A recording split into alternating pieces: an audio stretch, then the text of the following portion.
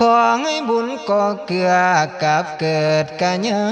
สิทธิ์มีเรศามีฤทธิ์ได้ภาพมานมวลหาย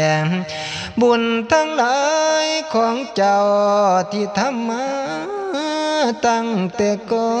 นขอให้มาอยู่สอนคมทอนเข้าใส่กัน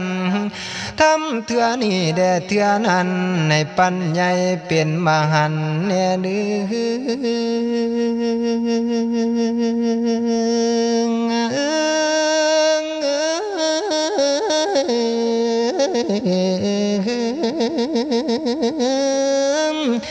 ให้มารวมน้ำกันก็ความหักษาไว้ขอให้เป็นคือเว้าคำจาผู้ข่าว่าตลอดทั้งเทวาพญายินพรหมอยู่ฝาก